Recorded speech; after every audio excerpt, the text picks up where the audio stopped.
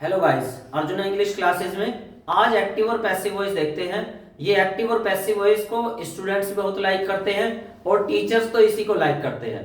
जब जब कोई इंटरव्यू होता है टीचर्स का और टीचर से कोई कहता है इंटरव्यू लेते टाइम इंटरव्यूअर कि आप क्या पढ़ाना पसंद करेंगे, तो टीचर कहते हैं डायरेक्ट कि भाई हम तो एक्टिव पैसिव पढ़ाएंगे, क्योंकि ये थोड़ा इजी पड़ता है पढ़ाना और बच्चे इजीली ग्रास्प भी करते हैं, इसको आसानी से समझ जाते हैं। पर इसमें डेप्थ काफी है। पैसिव वॉइस के ऐसे ऐसे सेंटेंसेस भी हैं जो बड़े टिपिकल होते हैं, उन सभी को देखेंगे। पहले इजी वाले पढ़ाएंगे, फिर बाद में एक वीडियो डिफिकल्ट वालों के भी बनाएंगे। लेट अस सी। पहले स्टार्ट करते हैं प्रेजेंट इंडेफिनिट टेंस से, उसके पैसिव वॉइस पढ़ाते हैं। Present indefinite tense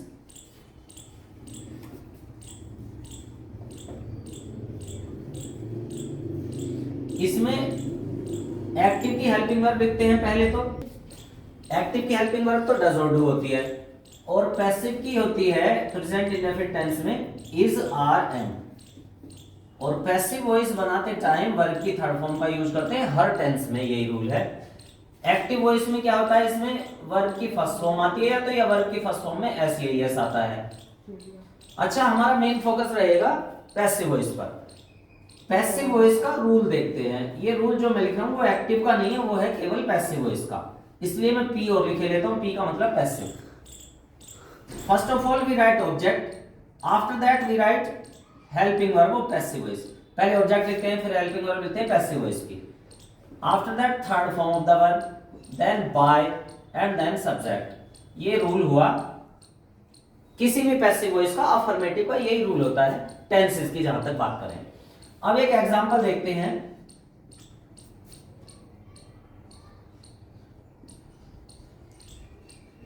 we play hockey, हम हॉकी खेलते हैं।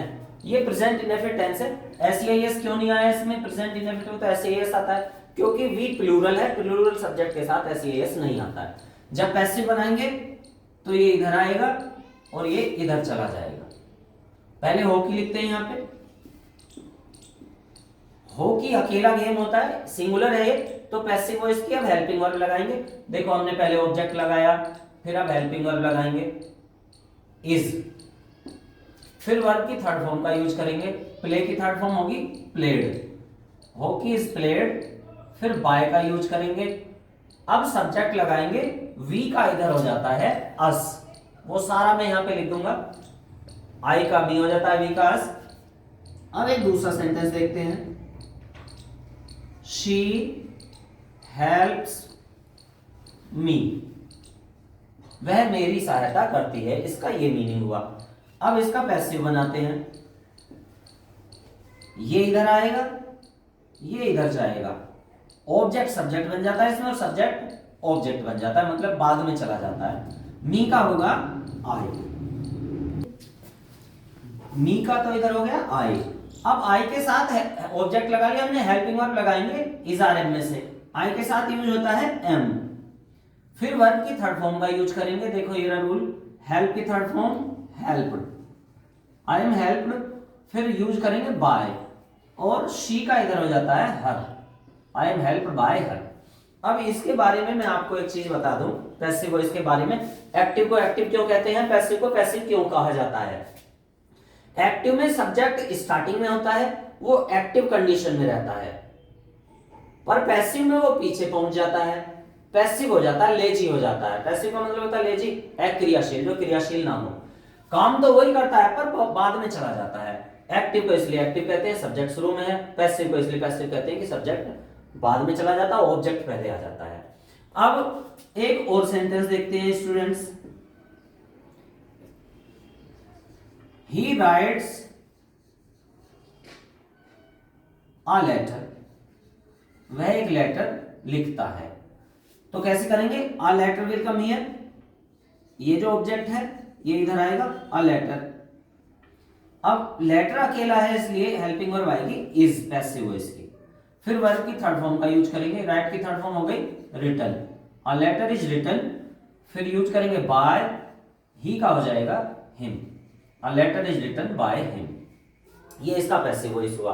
अब कुछ और टाइप के देखते हैं स्टूडेंट्स। सेंटेंसेस प्रेजेंट इंडेफिनिट में ही दूसरा टाइप देखते हैं। अगर सेंटेंस में दो ऑब्जेक्ट हो और दो ऑब्जेक्ट ना हो तो एक ऑब्जेक्ट हो और एक कंप्लीमेंट हो, फिर उसको कैसे करेंगे? We study the books in the school. Now there is one object and one complement in this sentence. इस सेंटेंस में एक ऑब्जेक्ट है, कंप्लीमेंट है, तो पैसिव बनाएंगे।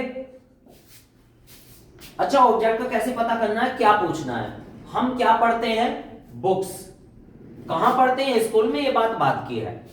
ये कंप्लीमेंट है और ये ऑब्जेक्ट है, क्योंकि क्या का रिप्लाई यही है। क्या पूछते हैं या तो या किसे पूछते हैं, अगर रिप्लाई आता है तो ऑब्जेक्ट होता है, उसी का पैसिव भी बनता है। हर सेंटेंस का पैसिव बने ये कोई जरूरी नहीं होता।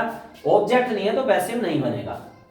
We study the books in the school, पहले द बुक्स आएगा क्योंकि यही हमारा ऑब्जेक्ट है। इन द स्कूल ऑब्जेक्ट नहीं है। बच्चे क्या सोचते हैं कि जो सबसे बाद में आया वो इधर आएगा, ऐसा नहीं होता। इधर ऑब्जेक्ट आता है सबसे बाद में। तो इन द स्कूल लिखा हुआ है, तो इन द स्कूल पहले नहीं आएगा, पहले आएगा द बुक्स, क्योंकि बुक्स ही ऑब्जेक्ट है। पहले ऑब्जेक्ट आ गया द बुक्स। अब पैसिव वॉइस की हेल्पिंग वर्ब लाते हैं आर। बुक्स क्योंकि प्लूरल है, अब आएगा आर। The books are. अब वर्ब की थर्ड फॉर्म लगाएंगे। स्टडी की थर्ड फॉर्म आएगी स्टडीड। फिर बाय आएगा और वी का हो जाएगा अस। पैसिव बनाते टाइम वी का अस हो जाता है। अब ये जो कंप्लीमेंट बचा, कंप्लीमेंट ना होता तो सेकंड ऑब्जेक्ट होता है, उसका सबसे बेस्ट प्लेसमेंट यही होता है बाय से पहले वर्ब की थर्ड फॉर्म के बाद। बाकी कुछ बुक्स में आपको इधर भी लिखा मिल जाएगा सेकंड ऑब्जेक्ट या कंप्लीमेंट, इस साइड लिखा मिल जाएगा, पर सबसे बेस्ट प्लेसमेंट यही होता है। सबसे अच्छी जगह इसकी यही होती है, यहीं पे ही आना चाहिए। इन द स्कूल, अब यहां पे आएगा ये जो दूसरा ऑब्जेक्ट बचा है या जो कंप्लीमेंट बचा है। तो स्टूडेंट्स, इस रूल में भी बाय से पहले और वर्ब के थर्ड फॉर्म के बीच में क्या आ सकता है? ऑब्जेक्ट सेकंड या कंप्लीमेंट। अब एक और एग्जांपल और देखते हैं, फिर आपके और समझ में आ जाएगा ये। He plucks the flowers.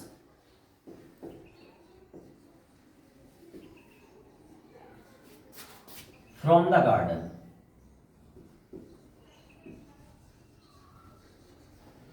वह बाग से फूल तोड़ता है।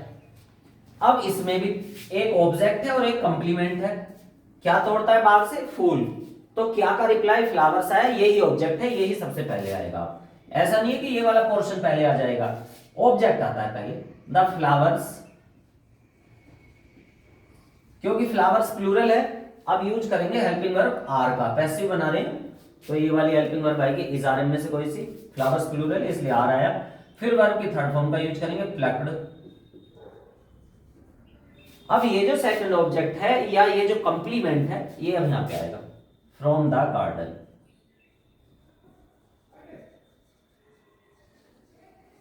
फिर हम यूज करेंगे बाय का और ही का हो जाता है इधर हिम। अब स्टूडेंट्स, निगेटिव सेंटेंस देखते हैं पैसिव वॉइस के। अगर सेंटेंस निगेटिव हो तो कैसे करेंगे? They do not watch the movies. वो फिल्में नहीं देखते हैं। अब बहुत इजी सा सेंटेंस है, एक ही ऑब्जेक्ट है, दूसरा है नहीं, ना कंप्लीमेंट है। ऐसे देख लें ऑब्जेक्ट की पहचान करने के लिए। क्या नहीं देखते हैं? मूवीज। तो ये ऑब्जेक्ट है द मूवीज, सबसे पहले द मूवीज ही लगाएंगे। सेंटेंस स्टूडेंट्स हमारा निगेटिव भी है। The movies are note.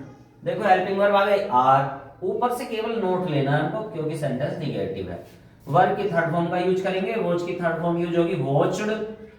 The movies are not watched by, they will change into them. They का चेंज होके हो जाएगा देम। अब एक इंटरोगेटिव फर्स्ट सेंटेंस देख लेते हैं। अगर यहाँ डज नॉट आता तो उससे भी कोई फर्क नहीं पड़ता, हमको अपना ऑब्जेक्ट ही देखना है। पैसिव में ऑब्जेक्ट के अकॉर्डिंग ही हेल्पिंग वर्ब आएगी। सिंगुलर होता अगर ऑब्जेक्ट तो यहाँ पे इज नॉट आती। मी होता तो इधर आई हो जाता, आई के साथ एम आता। अब सेंटेंस एक देखते हैं इंटरोगेटिव फर्स्ट। अगर हेल्पिंग वर्ब पहले आई है, जैसे ये है डज ही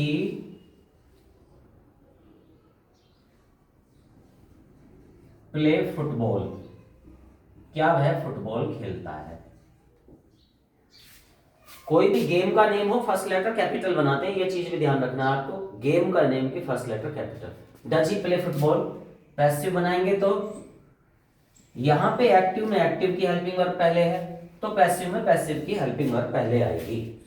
यहां डज इसलिए आया क्योंकि ही सिंगुलर है, वरना प्लूरल होता तो डू आता।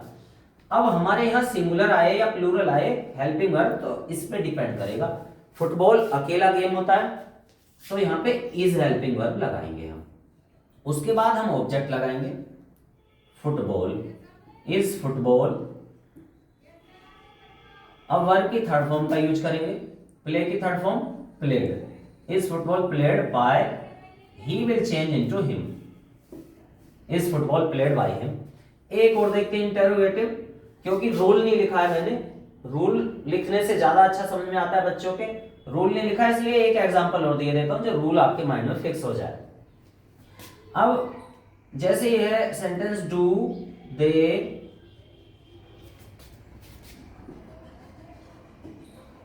सिंग सम सॉन्ग्स, क्या वो कुछ गीत गाते हैं। यहां पे डू इसलिए आया क्योंकि यहां पे सब्जेक्ट प्लूरल है, यहां पे इज आई आर आई या एम आई वो इस पे डिपेंड करेगा, क्या गाते हैं कुछ गीत, गीत अकेला नहीं है कुछ है, इसलिए यहां पे आएगा आर, प्लूरल वाली हेल्पिंग वर्ब लगा दी हमने। फिर ऑब्जेक्ट आएगा some songs, after that third form of the verb, इसके बाद वर्ब की थर्ड फॉर्म आएगी आर सम सॉन्ग, सिंग की थर्ड फॉर्म हो जाएगी संग, फिर बाय लगाते हैं स्टूडेंट्स और दे का देम। इसमें भी कोई कंप्लीमेंट नहीं आया था, ना कोई सेकंड ऑब्जेक्ट था, वरना आता तो हम बाय से पहले और थर्ड फॉर्म के बाद लिखते। अब एक सेंटेंस आपको इंटरोगेटिव सेकंड देखते हैं, दो इंटरोगेटिव फर्स्ट हो गए, इंटरोगेटिव सेकंड देखते हैं। Why does Ravi clean the rooms, Ravi कमरों को साफ क्यों करता है। पैसिव वॉइस बनाएंगे, जब क्वेश्चन वर्ड स्टार्टिंग में है तो यहां पे भी ये same to same question word ही आएगा, रूल हमारे याद नहीं है तो इससे भी हम बना सकते हैं देख देख के। पहले क्वेश्चन वर्ड है, हमने यहाँ पे क्वेश्चन वर्ड रख दिया, पैसिव में भी यहाँ पे एक्टिव की हेल्पिंग वर्ब है तो यहाँ पे पैसिव की आएगी, अब पर इसको देख के आएगी, रूम्स प्लूरल है तो आएगी आर। अब यहाँ पे सब्जेक्ट है तो यहाँ पे ऑब्जेक्ट आएगा पैसिव बनाते टाइम, द रूम्स। यहां पे वर्ब की फर्स्ट फॉर्म है, यहां पे थर्ड आएगी, थर्ड फॉर्म ही लगाते हैं क्योंकि पैसिव है। Why are the rooms clean, after that by और फिर सब्जेक्ट आएगा रवि, क्वेश्चन। स्टूडेंट्स अगर कौन आ जाए सेंटेंस में, जैसे हु, बड़ा फेमस सा सेंटेंस है, हु टीच यू इंग्लिश, तुम्हें इंग्लिश कौन पढ़ाता है, या तुम्हें इंग्लिश कौन पढ़ाते हैं। हु वाला पैसिव काफी रोल प्ले करता है, कॉम्पिटिशन्स में काफी आ जाता है, और अब तो यूपी बोर्ड में हो या सीबीएसई हो, इजी वाले सेंटेंस आने बंद हो गए, डिफिकल्ट वाले ही ज्यादा आते हैं। Who teach you English, who का तो कर देते हैं बाय होम, ये आपने काफी पढ़ा होगा, अभी और भी मेथड है इसका बनाने का, उसको मैं बताऊंगा। हु का हो गया बाय होम, फिर एक ऑब्जेक्ट यू है, एक ऑब्जेक्ट इंग्लिश है, दो ऑब्जेक्ट हैं यू एंड इंग्लिश। तो पहले वाले ऑब्जेक्ट के अकॉर्डिंग हम हेल्पिंग वर्ब लिखे लेते हैं आर, फिर पहला वाला ऑब्जेक्ट लिखे लेते हैं by whom are you, teach की थर्ड फॉर्म लगा लेते हैं टॉट। जैसा कि यहां भी मैंने बताया था फ्रॉम द गार्डन कॉम्प्लीमेंट है, वो बाय से पहले और वर्ब की थर्ड फॉर्म के बाद आता है, ऐसे ही इसमें दूसरा जो ऑब्जेक्ट है थर्ड फॉर्म के बाद आएगा,